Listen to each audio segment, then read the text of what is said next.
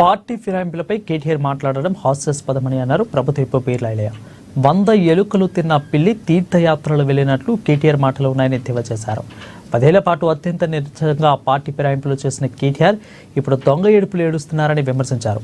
Party మారిన ఎమ్మెల్యేలను రాజీనామా చేయాలని అడిగే నైతిక హక్కు కేటీఆర్కు లేదంటూ విమర్శించారు.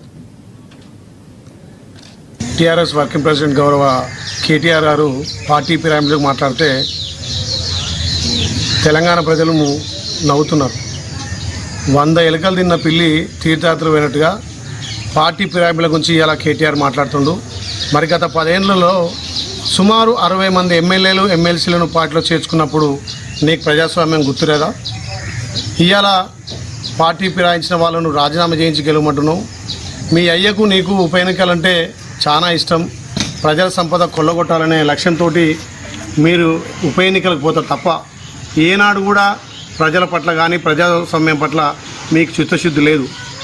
ఫిరాయింపుల గురించి మాట్లాడితే కేటీఆర్కు సిగ్గు శరం లేకుండా ఇలా ప్రజాస్వామ్యాన్ని కూని చేసే విధంగా మాట్లాడుతున్నాడు. మరి గత ఎమ్మెల్యేలను చేర్చుకున్నప్పుడు పార్టీలను మీ దాంట్లో విలీనం చేసుకున్నప్పుడు మీ బుద్ధి ఎక్కడ పోయింది?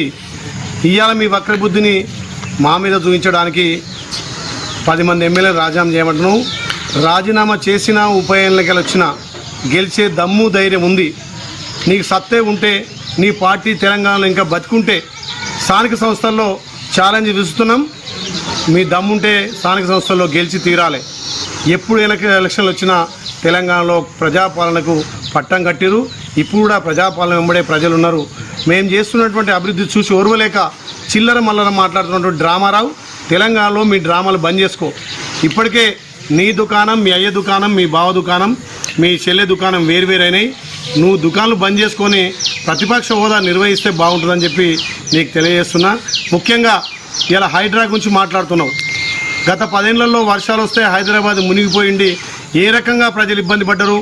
ఇలా మా గౌరవ ముఖ్యమంత్రి నేతృత్వంలో హైడ్రా వచ్చిన తర్వాత బతుకమ్మ కుంట కానీ హైదరాబాదు ఇలా నాణాలన్నీ వెడపులు చేసి ప్రజలను రక్షిస్తుంటే ఇలా నువ్వు చిల్లర మల్లర మాట్లాడి హైడ్రాను కూడా హేళన చేస్తున్నావు. కేటీఆర్, నీకు దమ్ము ధైర్యం ఉంటే ప్రజలలోకి వెళ్ళి నువ్వు తీర్చుకోవాలి, కానీ ఈ చిల్లర మాటలు బంద్ చేయాలి. ఈ ప్రభుత్వం మీరు 10 ఏళ్ళు చేయని పనులు మేము 10 నెలల్లో ఈ సంవత్సరం నెలలో చేస్తుంటే చూసోరవలేక ఈర్ష్యపడి తెలంగాణ ప్రజల నుంచి, ముఖ్యంగా తెలంగాణ రైతుల నుంచి వస్తున్నటువంటి టీఆర్ఎస్